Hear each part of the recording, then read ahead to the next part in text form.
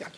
I have 10 minutes. Minister McHugh, I want to say at the outset that I wish and still hope that sanity will yet prevail and that we will never have to enact what is contained in this legislation. We did not ask for, nor do we support, the British Brexit decision. We are as vehemently opposed to it as we have always been to British interference in our island's affairs historically and to the imposition of a British border across our land almost 100 years ago. Much commentary has been made of late regarding the so-called Irish border, so I will repeat a lesson I have delivered on many occasions. It is not an Irish border. It is a British border placed on our island against our will. The will of the people in the north on the issue of Brexit is repeatedly ignored by the British Tory government and their Irish surrogates in the DUP. They voted, the people of the north, to remain. It was a clear majority, and that should and must be respected. Whatever will yet transpire, be it before or after March the 29th, serious consideration must now be given to the holding of a referendum on Irish unity, north and south. The holding of such a border poll is contained in the Good Friday Agreement.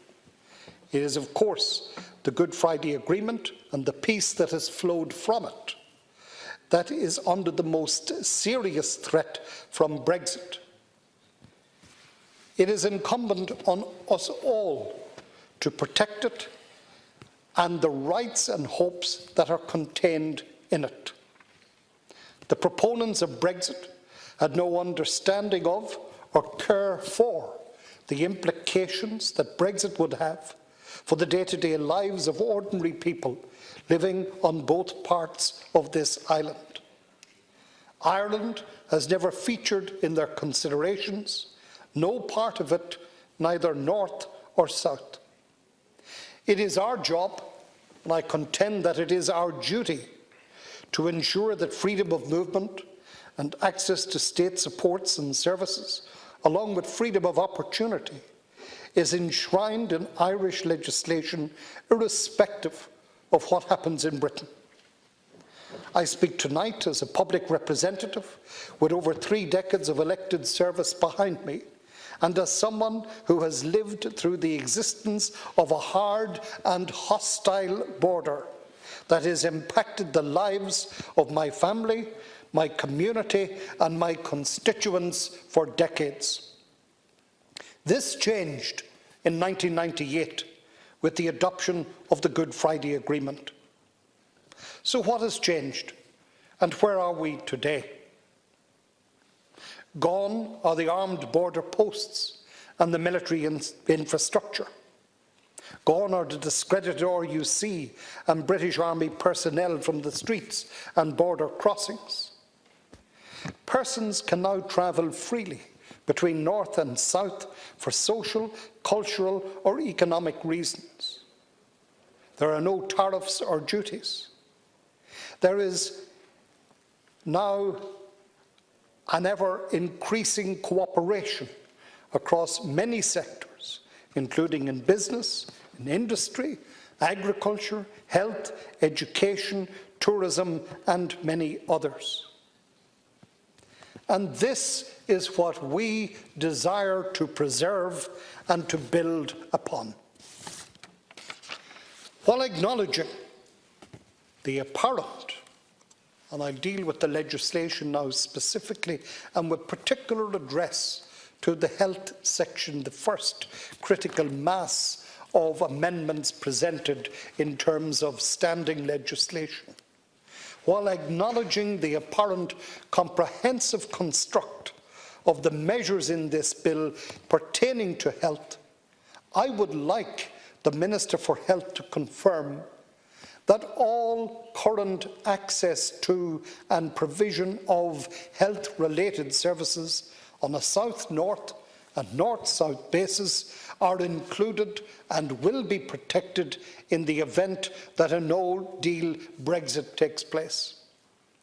The health services measures are unfortunately not specific, and while catch-all language appears to be employed, the arrangements are structured in such a way to cast doubt. There is an absence of certainty.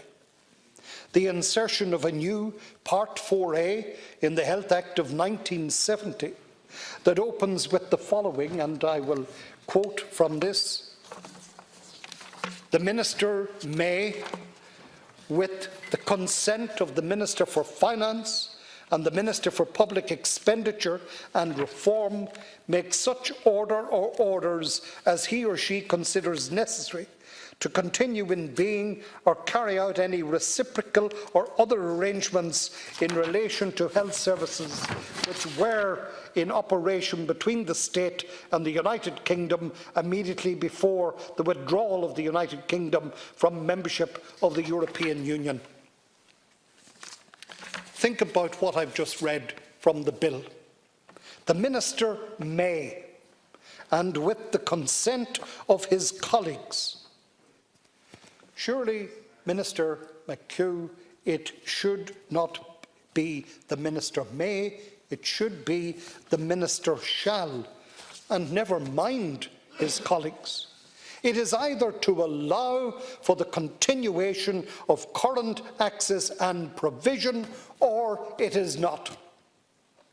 And when you read further into this section, you discover, and I quote, "When making an order under subsection 1, the Minister shall have regard to the following," and at C it states, "the need to ensure the most beneficial, effective and efficient use of resources."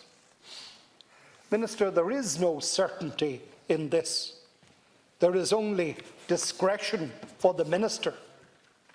The shall requirement applies only to what the Minister must take into account when considering an order to continue a given service. There is no obligation, there is no commitment to provide for the range of arrangements and services that currently exist. Now, the general scheme was more specific, and it was published on the 24th of January. And in the general scheme, it is most definite, and I'll cite only but one section from page 7. Head 1, the provision of full eligibility for healthcare to certain categories of persons who are ordinarily resident in the state, and to amend thereby section 45 of the Health Act of 1970, and addressing in subsection 1 frontier workers resident in the state and working in the UK for so long as they continue to be employed or self-employed in the UK. Now, when you look at the bill before us, despite what the general scheme presented but a month ago, there is no reference whatsoever to section 45 of the Health Act of 1970, let alone a list of amendments or amendments as outlined on pages 7 and 8 of the general scheme of this bill presented but 1 month ago. The truth of the matter, Minister, is that the Minister for Health might not act as we are being led to believe, and he might just as well decide that this or that current arrangement could be jettisoned because of resources considerations. Why are we being presented with such uncertainties in the health area quite particularly? This is legislation. It should be about certainties, and there is no more important area for that, as many people that I and you represent will know and be deeply concerned about, and others not only in the border constituencies, but indeed through the length and breadth of this land. I could cite several instances of cross-border cooperation in healthcare delivery arrived at over these number of years, and that warrant that protection, warrant that certainty in this legislation, and it gives me great concern that that is not the case.